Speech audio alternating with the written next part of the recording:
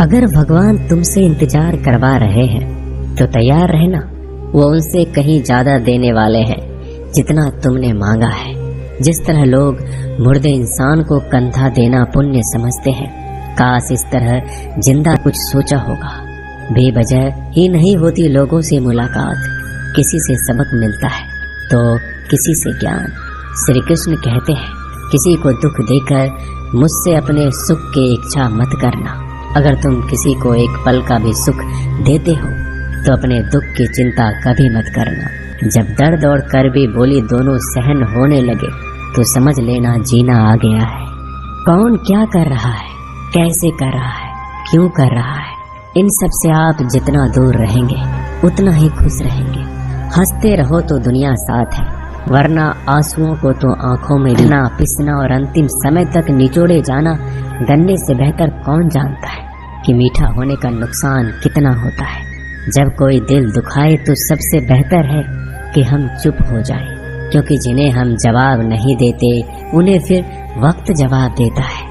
अंधे बहरे गूंगे बनकर अपने लक्ष्य पर ध्यान देते रहो। यहाँ इतने खाली लोग हैं कि ना खुद कुछ करेंगे और ना करने वालों को कुछ करने देंगे, और उनका मनोबल भी तोड़ देंगे।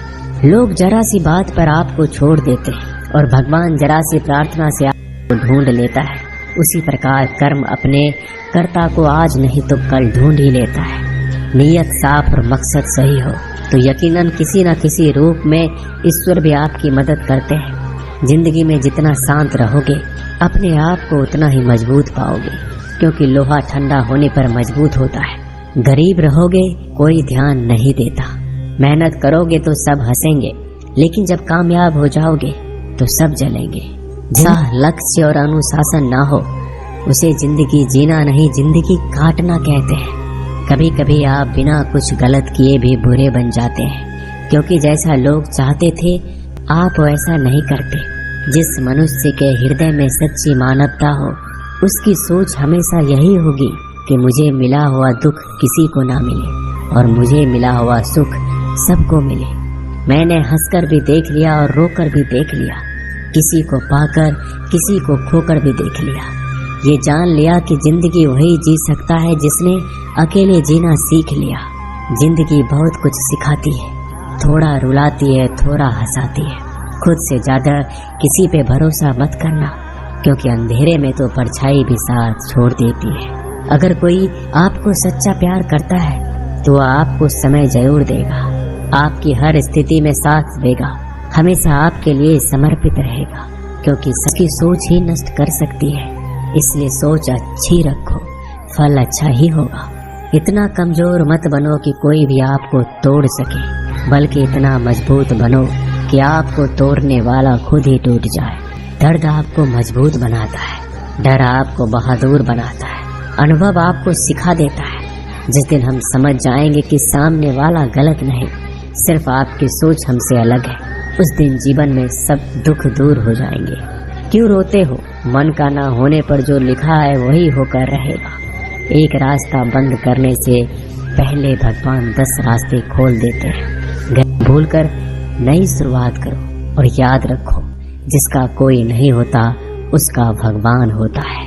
मतलब से जुड़े रिश्ते मतलब तक साथ देते हैं, लेकिन दिल से जुड़े रिश्ते आखिरी सांस तक निभाते हैं। अच्छा काम करते रहो, चाहे कोई सम्मान करे या ना करे, क्योंकि सूर्योदय तब भी होता है जब करोड़ों लोग सोए रहते हैं।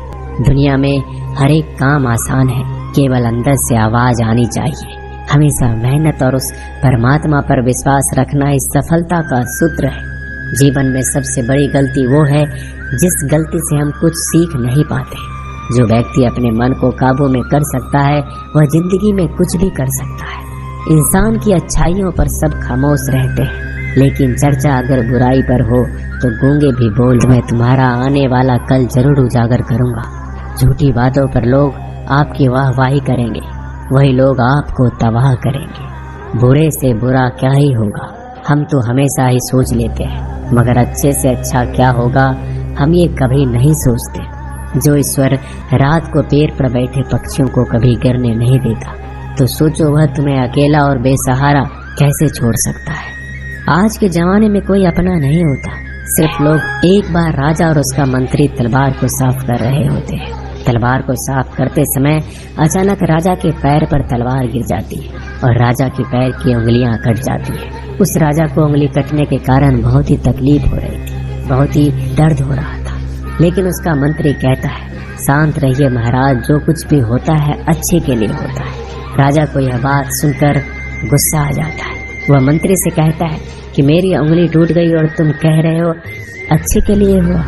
वह मंत्री राजा को समझाने की कोशिश करता है पर वो नहीं मानता और बिना सुने गुस्से के कारण मंत्री को काल कोठरी में बंद करने का आदेश दे देता है। पर मंत्री को इस बात का कोई दुख नहीं था, क्योंकि उसका अभी भी यही कहना था कि जो होता है अच्छे के लिए होता है।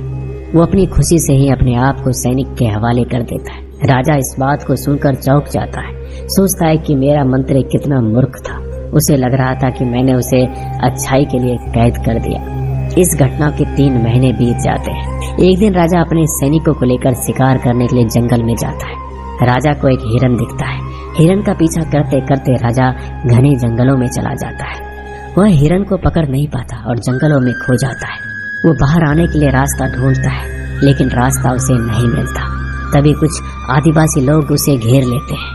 उन लोगों को पता नहीं था कि वह राजा है। वो लोग अपने देवता को बलि चढ़ाने के लिए एक इंसान को ढूंढ रहे। लोग खुशी से नाचते हैं और राजा को नहलाकर बलि चढ़ाने के लिए उनको कपड़ा पहनाते हैं। अब राजा को लगता है कि वो मरने वाला है। जब आदिवासी लोगों का मुखिया राजा को मारने जाता है, तब देखता है कि राजा की पैर की उंगली कट चुकी है। इसको देखकर उसका मुखिया कहता है कि इस इंसान की बलि नहीं दी जा सकती, क्योंकि ये इंसान पूरा नहीं है, एक अंग कटा हुआ है और उनके भगवान को एक पूरे इंसान की बलि ही दी जा सकती है। अगर ऐसे इंसान की बलि दी जाए जिसका अंग पहले से कटा हुआ है, तो उनके देवता खुश होने की जगह नाराज हो जाएंगे। फिर वो लोग राजा को छोड़ देते हैं।